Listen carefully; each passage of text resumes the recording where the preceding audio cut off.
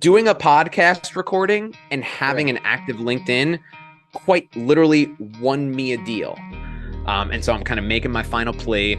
And she's like, well, people have told us that retrading is an issue and like that's what we're worried about, right? I said, you absolutely should be worried about that, right? I've heard so many people deal with that. And I said, you go to my name, you type my name in on Google, and I promise you'll find me, right? I'm a real person. Like, you can hold me accountable. Yeah. And I'll never forget this. She goes, oh, I know who you are. I already looked you up and I saw your TED Talk. And what it turned out she was referring to was a 30 Minutes to President's Club episode podcast that I had done. And so for the people that say, my ICP isn't on LinkedIn, right? Like my whatever is not on LinkedIn. These people were farmers in rural Wisconsin.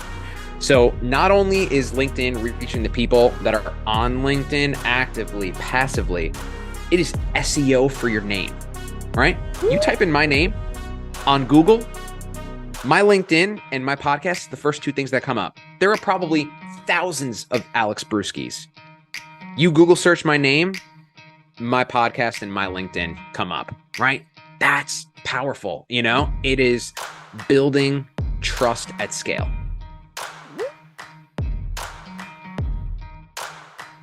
Ladies and gentlemen, welcome back to another episode of the One Up Revenue Podcast. For today's guest, we have this really, really exciting guest here. Been following this individual for the past several months. His LinkedIn has been growing anywhere from 10 to 15% month over month. He is a future fanatic sales star. He's been in the game for over 5 years. He is the host of the Sales Stories IRL in Real Life, the #1 buyer-centric podcast, one you should check out, by the way, featuring hard hitters guests such as Samantha McKenna, of course, the Show Me That You Know Me.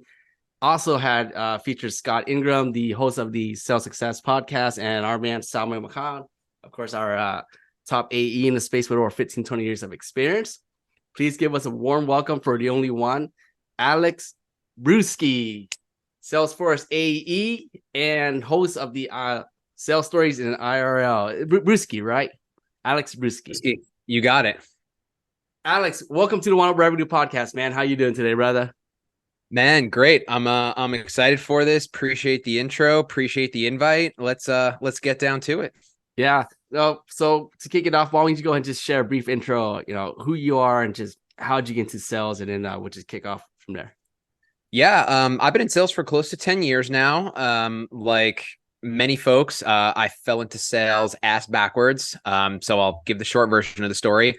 I was very fortunate enough to do a study abroad back when I was in college, about 10 years ago. And after that study abroad semester, I realized pretty quickly that I was not ready with an internship. And so last minute, I was scrambling, trying to find an internship. My school had this like list of companies that they recommend. And one of them was like, XYZ Financial Group. And I was like, oh, well, like I like numbers, like I'm good with numbers. I'm particularly good with statistics. I think I can make this happen. And so I joined, and lo and behold, it was a life insurance firm. And I just basically worked my way up from making meetings, getting paid like $20 a meeting, to then, making enough money till I could buy my own leads. And yeah, it all kind of snowballed from there. But yeah, that's how we got started. Damn, $20 a meeting? Yeah. Sounds like a diehard SDR, man. Well, when you're the unpaid intern who's trying to get paid, right? I basically walked to the boss's office, said like, "Hey, I need to start getting compensated somehow," and he threw me this old list of recycled leads. I was so raw that I had made 5 appointments in that first evening, and I walked into his office and told him, and he nearly fell out of his chair. And I was like, is that good? Like, I genuinely had no clue. And for me at that point to make $100 like that, broke college student, I was pretty instantly hooked and realized that I had a natural knack for talking to people. That's crazy, man. I completely understand where you're coming from. All it really takes is that just that one experience, right? That parlay from one for another. Alex, just out of curiosity, how did you get exposed to like the world of tech sales? How there's like all different sales, regenerating appointments or whatever that is, but curious to pick your brain there. Yeah, so I'm actually on the newer side to tech and SaaS. Actually, I've been in SaaS tech for a little over 2 years now. So like most of my sales career has been in other sales jobs, I would say. And I was at one role in particular for like 4 years, and it was kind of like a big fish in a small pond situation where I was doing really good, not great, and I always kind of had this itching of like, okay, I know I could do more, I know I could do better, but it's hard to leave when you've kind of established yourself at that top rep as a place, right? It's difficult to kind Yeah. of pull the trigger and go. And so basically, in short, back in 2021, saw the run up happening in tech like everybody else. Always had an interest in tech, always had an interest in SaaS. But when I saw that, I knew it was go time. There you go. That's how you do it. This is kind of like the Super Bowl version of these SaaS sales, right? Like, there's a little bunch of different Yeah. sales, and there's a lot of ways to make money, but really, end of the day, it's where the software is at. Um, Yeah. Alex, man, I've been watching for quite some time, man. And the first thing that really stood out to me on your profile was your LinkedIn picture with the blue Zagnags things there that you still have up today. I think that's awesome. Like, can you share with us what's the thought behind that? How'd you come up with that idea? I'm just curious, like, to pick your brain on that profile pic because it really stands out. Man, thank you. The funny part about it is that it was not any way, shape, and form my idea. I'll actually plug one of my buddies here in LA, Joey Alvandi. He had I don't know if it was like he had taken one of those grow your LinkedIn courses or something, but he had kind of heard from someone else like, hey, background increases the engagement of your photo by whatever X%. And like, here's a free website where you can make a background on. And so I was just like, huh, that sounds interesting. And I just like threw a background on my photo. For those who know him, Jack Ryan took my headshots for me down in San Diego. Had a great time meeting him. And so it was just a pretty simple plug your photo into a free background tool. I don't remember, or else I would plug it. But I mean, it's really kind of that simple, right? Like, Yeah. I think a theme that we'll probably talk about here a lot today is like finding ways to stand out. And one of my things that I kind of love to say, if you will, is do expected things in unexpected ways. Oh, That's what I shoot for. do expected things in unexpected way. Yep. That's a hard quote. Love it. Let's dive straight to it. A majority of our listeners too here and has been our new reps or people who are trying to break into tech, right? And there's Yep. a lot of commotions and fear. I mean, everyone nowadays are basically content creators in one way or another. But when it comes to delivering it on this platform, quote unquote LinkedIn, they really kind of do get the niche. What kind of advice, or how would you, if you're new today, like what would you share in terms of, hey, look, you're new, you're trying to build your personal brand. Here's a few ways to do it, and just take it from there. Easy answer here. And I'm going to plug somebody else. I'm going to plug my boy, Riley Blaisdell. He's one of my favorite humans on this earth. If you're not connected with Riley, find him and connect with him immediately. Is engage is the rage. So I have been on LinkedIn now, I want to say like over 5 years. And maybe like the first 2.5 to 3 years of that, well, there was time that I just lurked. But like when I actually started getting active on the platform, I would say I just dropped comments for probably close to 2 years, if not more. That is the number one best way to create familiarity with your name and your face. Number one, right? Because that's 99% of LinkedIn. Folks are scrolling fast. Like, I'm sorry, it's not necessarily your writing, though, of course, being a good writer helps. It's creating that familiar name and that familiar face, right? Because then folks know, like, oh, I wonder what Alex had to say. I wonder what Jax had to say, right? So that's number one. And then number two, it really helps you to find your voice, because the worst thing that you could Ooh. do is spend time wondering and thinking like, what should I post? What will people like, right? If that's what you're thinking, go drop 20 comments, right? Go comment on 10 people's other posts. Um, for me, I have an entire notes app, probably with 30 to 50 post ideas at any time. And for me, just randomly, they'll start coming to me, whether it's I'm dropping comments. I don't know. I was in the shower, right? Like I'm just doing something random and all of a sudden I get all these ideas. I write them all down and that's it, right? So it's not like you're forcing these posts out like that. I think is kind of where personal branding could take a little bit of a bad name, is that folks are just like posting just for the sake of posting. Like it's not that you shouldn't go quality, but it's find your voice and make sure it's something that you can stand passionately behind, right? Don't do it just for the sake of doing it. Like, don't go through the motions. Post something that you're passionate about posting, as if think of like, if you post something, be prepared to defend it, right? Like that's almost how I would think of it. Like if it's a fringe, like, oh, maybe people will like this, like center down, find your voice, right? Find topics that you see other people talking about. Find other people who you really like their content. Take their post, copy and paste it, and give them credit at the bottom, right? Hey, I saw Salman wrote this really, or copy and paste Salman's post, right? And then at the bottom, Salman, right, tag him, posted this gem and I wanted to share it with my network. That's all it is, right? Like you don't have to be the best writer in the world. You don't have to be the best video creator in the world. You don't have to be the best anything in the world. What you really need to be that people miss all the time, people miss this, is being relatable. That's what I think is huge. Woo! 100%. Making it relevant, right? And being able to defend whatever that's about to come your way, because you got to be real, raw, and pure. Hey, this being said, how do you handle internet trolls? I want to get your thoughts there. Like, is that? Yeah. I guess I could say fortunately, haven't like necessarily had to deal with that a whole lot. Like what I would say is though, even if I did, like I would not fear that, because I think it all goes back to the man in the arena quote, right? Like if you don't, hear with this, if you don't want to deal with internet trolls, don't build a brand, don't be visible, don't do anything worthwhile doing, don't have any major successes, right? Like this is, for better or worse, like the world that we live in.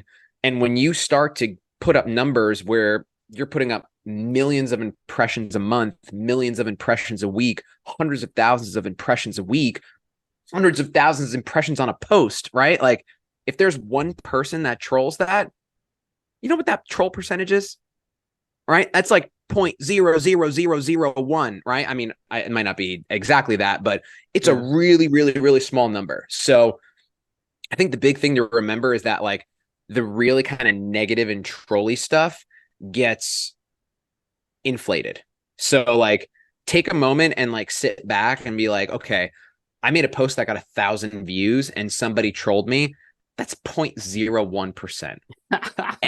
Am I really gonna like spend my time tripping over, you know, that one person who like didn't like it or like whatever they want to say? If you are listening to this and you fear that someone trolls you, don't reply. Yeah. Simple as that. You don't owe anybody anything. Nobody owes us anything. No, 100%. It's funny, and we see it all the time, right? And we all know for a fact that when you get something like that, you know you're doing something right. Yeah, for sure. Hey, Alex. So let's say if it's always about quality instead of quantity, right? And we don't want to just post a post. We want to make sure it's meaningful.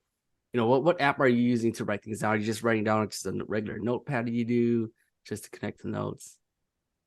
I'll show you right now. I'm kind of a, I don't know, classic, if you will. Like I'll think of an idea for a post. Oh, I got my screen blurred. I'll think of an idea for a post, and like I'll write down a 2-sentence blurb, right? So like I'll read one here. Turn off auto caption. So like one thing that I've noticed is that a lot of people who post video content, right? If your video content is captioned, you need to turn off auto captioning, right? Because then there's double captioning. It doesn't look good, right? So one day I'm scrolling my feed and I saw someone who had really beautiful captions on their video. Someone clearly spent time, whether they outsourced it, whether they did it themselves. And then the auto captions were on the bottom, right? And it looks like crap. Yeah. So I was like, oh, let me like make a post and I'll screenshot the screen where it says turn off auto captions and I'll make that a post. Right. And so I know the idea, right? Turn off auto caption. And then kind of in that moment, I go through my app and I see kind of all the ideas and whichever one the words come naturally to me, right? Where it feels effortless. Like that's how it is for me. Like when I'm posting, like it feels like effortless. It's almost like sending a text to a friend, right? Like obviously I'm going to write it and I'm going to grammar check it and I'm going to be careful with it. But like that's the tonality that I want to come across, right? Like what I would call like shooting the shit, right? Like that's kind of the tonality. Like that's kind of the tonality that I want like publicly facing on LinkedIn, right? Like with my customers, it's like I want it to just be like I'm chatting back and forth with a friend. Like it should feel effortless. No, 100%, man. I love that. It's funny. It's paying attention to detail, right? And I actually noticed that not too long ago too. You have a caption, and then the LinkedIn does the auto captions, and that's like 2 for 1. It kind of ruins we'll call it the buyer's experience. It was not really the buyer experience, but it's something Consumer experience. Yeah, yeah. There you go. I was just say there's a new rep who just started at a new company somewhere, and they want to start personal branding to kind of merge it. What would you recommend and say, hey, look, here's how you should go about it when it comes to becoming an industry expert in your line of field or whatever else that they're selling nowadays? This answer is going to sound familiar, but I'll start it off a little bit differently. First and foremost, connect with people in your industry, right? Find the people in your industry that are where you want to be, whether this is internal, external, right? It doesn't even have to be LinkedIn. Find the people that are doing it at the highest level, observe and follow them, right? And then it's just kind of the process of like you're following and you're observing them, and then you're almost kind of copying what they do and you're slowly and steadily making your own, right? So like instead of starting at the bottom of the mountain and climbing up, it's like you're starting 3/4 of the way to the top, right? So like you kind of like take what someone else has kind of already established as a process, right? And then you're making it your own. So it really is going to cut down the time. So the big thing, find a lot of people, not just the best people, right? Find a lot of people in your space, right? If you sell to salespeople, right? You sell call recording, connect with the top folks at Gong and Chorus, right? And Pickle, and all these companies that do call recording and see what they're talking about, right? See who they're talking to. And then just in general, like, I can't stress this enough. Like, find the people who are at where you want to be, right? Like, find your Nate Nasrallahs, right? Like your Brian Lamanas, your, Jen Allen's, right? And like, learn from these people, right? And when they make a post, you're going to have thoughts about it, right? You're not just going to see everyone and be like, I agree. It's like, Yeah. there's more to it than that. And so when you have those additional thoughts of like, hey, I want to expand on this person's idea, you make a post expanding on their idea, tag them. Simple as that, right? And now you've created a familiar face and a familiar name and a familiar voice inside of one of your industry's top and brightest stars, right? So that would be my biggest thing. And then number 2, this one goes without saying, ask for help. Don't be the person who wants to go at it all alone. Ask for help, swallow your pride. You'll thank yourself. Woo! My man, Alex Bruschi, there it is. Connecting with other individuals, right? Being relevant and just being genuine. And, if it comes down to it, just fucking ask for help. That's not that hard. Okay. Alex, before we close it out the show here, we're starting to see this trend too a lot. And one of the main leaders in a way was Morgan Ingram. He talked about content-led marketing in terms of personal branding, right? And we're starting to see it kind of come across the board slowly yet surely. Yeah, we're probably a little bit farther away, but in the future, the individuals who work there themselves would basically be free marketing. What are your thoughts on that? What's the trend? Like, just pick your brain on that. Like, yeah, I mean, that's the way things are going. I think what would be the best way to do this, and I told you pre-show that I had a good story that I think would be really relevant. And I think, first off, Morgan Ingram's my dog. What he is doing is they have the saying, like, you could skate where the puck is, or you could skate where the puck is going. Like, Morgan's skating where the puck is going, right? Like, he is helping executives build online brands, right? Like, you see what it does for individuals. Now imagine every person at your company was doing that. All your executives are doing that, right? So let's go to the story. So this is when I was working at a cell tower acquisitions company, right? So we would reach out to people, and let's say they had a cell tower company paying them $1,000 a month to lease their land, right? To stick a cell tower there. We would go to them and say, hey, we'll buy the tower rights from you in perpetuity for 200 grand, right? It was a time value of money play, like a rental property in a sense. And one of the things that was common in the industry was retrading. And for folks like who aren't familiar with that term, that's like saying, like, hey, I'll give you 200 grand for this. And then when you do the due diligence, then at the end you say, oh, well, actually we found XYZ and now we can only pay 160, right? And these people are all invested into the process. So it's a frustrating experience, right? Because you're putting in all this work, you're doing due diligence, you're finding like property titles, right? Like all of it's a messy closing process.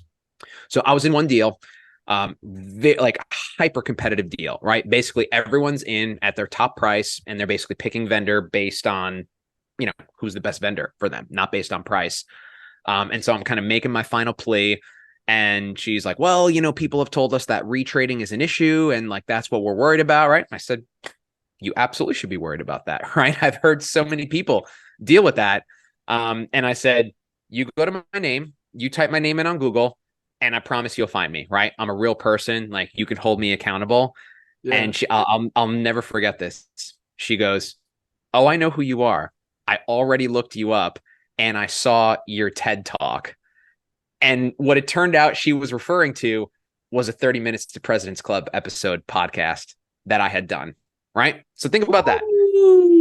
Doing a podcast recording and having an active LinkedIn quite literally won me a deal. And so for the people that say, my ICP isn't on LinkedIn, right? Like my whatever is not on LinkedIn. These people were farmers in rural Wisconsin. So not only is LinkedIn reaching the people that are on LinkedIn actively, passively, it is SEO for your name, right? You type in my name on Google, my LinkedIn and my podcast, the first two things that come up. There are probably thousands of Alex Bruschi's. You Google search my name, my podcast and my LinkedIn come up, right? That's powerful. It is building trust at scale. Woo, my man. There it is. That's some hard hit right there, man. Love it. And it resonates, right? Because no matter who you are, where you go, right? You're going to sell something and these individuals are like, who the hell is Alex Bruschi? Is this guy real? And then they see all this content that pops it up that redirects them and it shows validation and whatever it is, whether it's through video or a text or a podcast like this.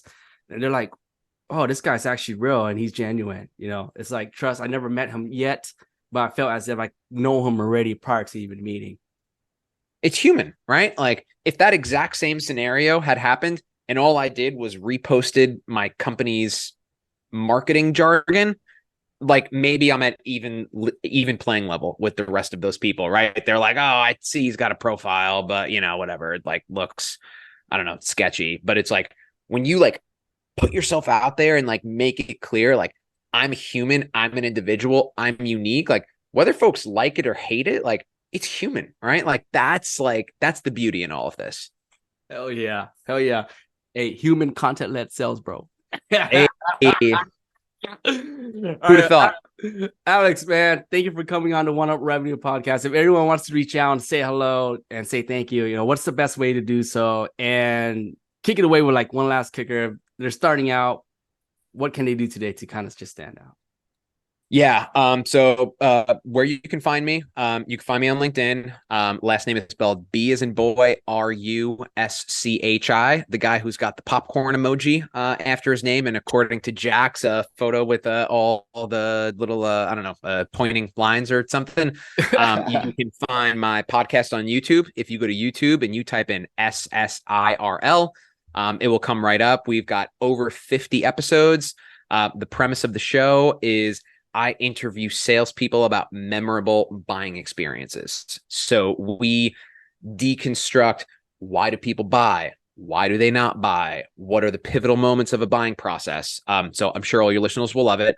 Here's what I'm going to leave everybody with is I almost did not start a podcast, and starting a podcast has opened many doors for me, gotten me into rooms I don't belong to be in, gotten me connected to people that have changed my life. Here's the one thing that I'm going to leave with everyone. If you want to launch something, if you want to build something, if you want to go for it before it's perfect, right? It will never be perfect. Let me say that again. It will never be perfect, right? So if you're sitting around wondering like, oh, once I do this last thing, then I'll launch my idea, right? Once I fix this, like, then I'll launch my idea. Candidly, you don't even know if your customers care about that. The only way that you know what your customers, your listeners, your consumers, your followers, like whatever it is, the only way that you're going to know what they like and don't like is if you put it out there. If it is not out there, you have an approximately 0% chance of knowing if anybody actually likes it, if anybody actually dislikes it, what they like about it, what they dislike about it, et cetera, et cetera, et cetera. Release it, put it out there in the open, and then you take feedback from the end users, and that guides your decisions moving forward. Woo! Feedback from the end user. Just like Nike. Just do it. Alex Bruschi, everyone. Alex, thank you for coming on the One Up Revenue podcast. We appreciate you, brother. It's a blast, Jax.